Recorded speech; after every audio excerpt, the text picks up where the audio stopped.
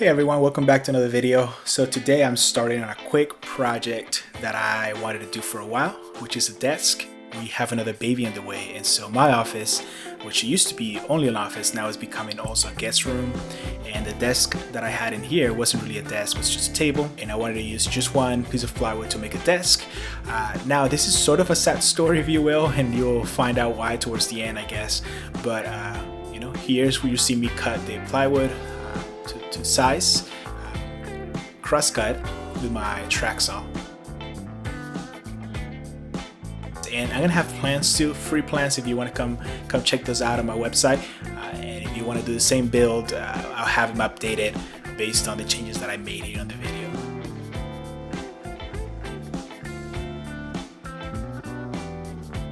But once I had the first piece cut, I went to my table saw. I cut one piece to the length or the width that I wanted, and then you'll see me bump the fence about 3/4 of an inch.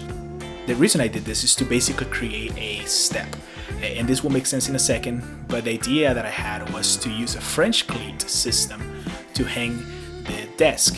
The reason why it's a sad story is because French cleat was not strong enough for something that is this wide. Some of you probably already know that, but I kind of find out the hard way. And so I went ahead and started to cut the dividers with the table saw and a homemade sled that I've made. Now the only critical dimension that I had here was I wanted 25 inches in between the drawers for my chair to slide in all the way. And so I just make sure to measure that and laid everything down, double check, and it was good. So I went back, I got some pocket holes going on here, which is pretty easy and pretty simple method to attach pieces of plywood in this case. Usually you want to use a clamp and make sure that everything's square and aligned. I know, but I really only had about 2 days to build this desk, and so I was going quick and dirty, putting glue, holding it as best as I could, and then attaching it. Surprisingly, this worked pretty well. As long as you're careful and you drive the screws slowly, the pieces won't shift too much. Now if they're shifting a lot, then I will use a clamp. But like I said, for me that was really an utilitarian design, and I wanted to finish it quickly. Struck a line and then used the glue and screws, and it worked perfectly.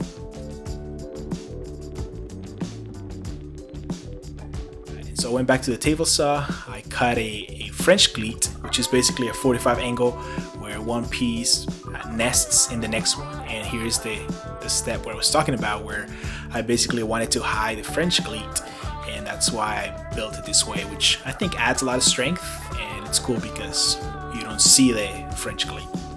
Now usually the French cleat is a really strong way to do things, but I'm guessing it's better for things that are less wide. Now I'm sure down pressure this desk is never going anywhere because of how strong the French cleat is, but because it's so long and wide, that's probably why it didn't work the way that I wanted to. I went back to the table saw and started to cut the drawer faces for the drawers.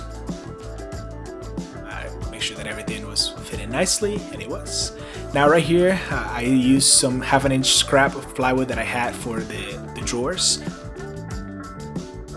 Now you see me build drawers here. I'm just using glue and pin nails, brat nails, and this is so strong. I know it's probably not the nicest way to do it, but for the things that I'm gonna put in here, this method of construction is strong enough. Now I had some 16-inch drawer slides left over, maybe not left over, but I actually purchased the wrong size for another client, and so instead of returning them, I know I was gonna use them and kept them. And so that's why they were 16-inch deep as well. So that's one of the reasons why the drawers were that deep.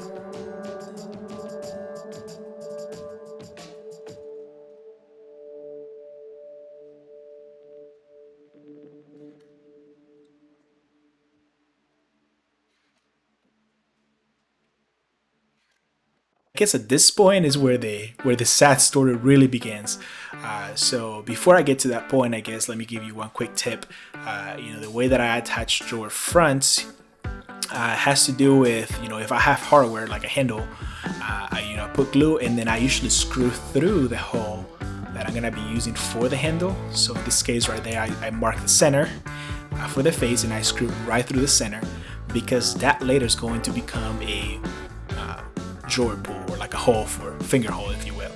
And so what I do is I screw through the face, make sure I align it, a little bit, pull it out carefully, and then go through the inside and screw it in.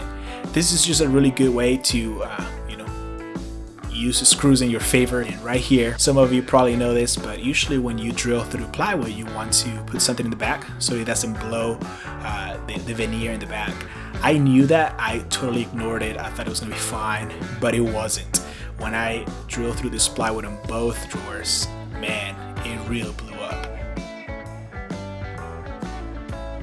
Then I start with finish prep. I sanded everything with 220. I use a round number bit to soften all the edges, and then yeah, I sanded the whole thing.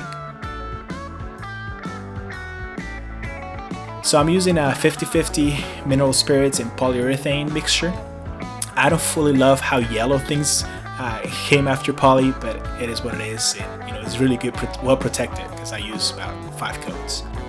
Now here you see what I did.